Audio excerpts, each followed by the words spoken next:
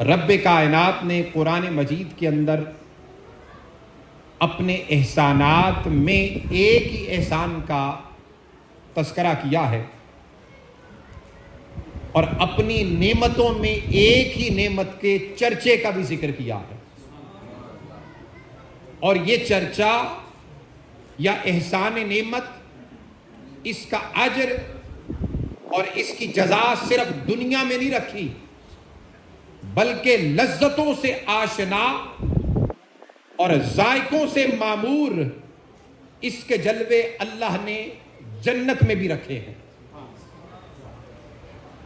دنیا میں ہم عبادت کرتے ہیں تاکہ اس کی جزا ہمیں عالم برزخ، قیامت اور جنت میں عطا ہو، لیکن دنیا میں کچھ لوگ عبادت کرتے ہیں تکلف کے اعتبار سے، لیکن وہ برزخ میں عبادت کریں گے تلذذ کے اعتبار سے، یعنی لذت پانے کے لیے۔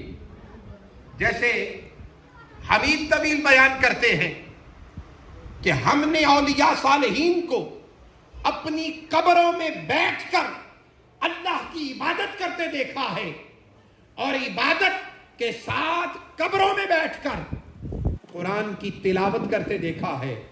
لیکن کتنے خوش بخت اور کتنے عالی مرتبہ وہ لوگ ہوں گے جن کے بارے میں امام نصفی فرماتے ہیں، آپ فرماتے ہیں جنت کے اندر جب لوگ پہنچیں گے تو دنیا میں تو تکلف کی عبادت ہے، برزخ میں تلذذ کی عبادت ہے، لیکن جنت میں پہنچ کر جو عبادت نہ تکلف کی ہوگی نہ تلذذ کی ہوگی، آپ فرماتے ہیں وہاں پر لذتوں کے بھی معیار دنوی لذتوں کے چھوڑ کر ان لذتوں پر پہنچ جائیں گے جس کا کوئی احاطہ نہیں کر سکتا، اور جس تک کسی دل کا کھٹکا یا کسی کا خیال نہیں ہو سکتا۔ امام نصفی فرماتے ہیں کہ وہاں پر بھی نہ نمازیں ہوں گی، نہ روزے ہوں گے، نہ زکاتیں ہوں گی، نہ کوئی فرائض ہوں گے، نہ سنن ہوں گی، نہ کوئی نفل ہوں گے۔ برزخ میں تو پھر کوئی پڑھتا ہے، جنت میں یہ بھی نہیں ہوگا۔ امام نصفی فرماتے ہیں وہاں صرف ایک چیز ہوگی۔ پوچھا گیا کیا ہوگی؟ فرمایا حضور کے امتی جنت میں 2 سورتوں کی تلاوت کریں گے۔ کتنی سورتوں کی؟ 2 سورتوں کی۔ پوچھا گیا کون سی سورت؟ فرمایا ایک سورہ طٰہٰ ہے، ایک سورہ یاسین ہے۔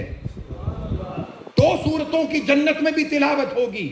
پوچھا کیوں ان کی تلاوت ہوگی؟ فرمایا اس لیے کہ ان دونوں صورتوں میں رب کائنات نے محمد مصطفیٰ کا تذکرہ کیا، اور اسی کے جلوے جنت میں نظر آئیں گے۔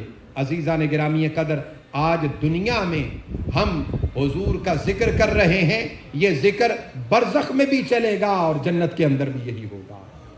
وما علینا الا البلاغ۔ اب میں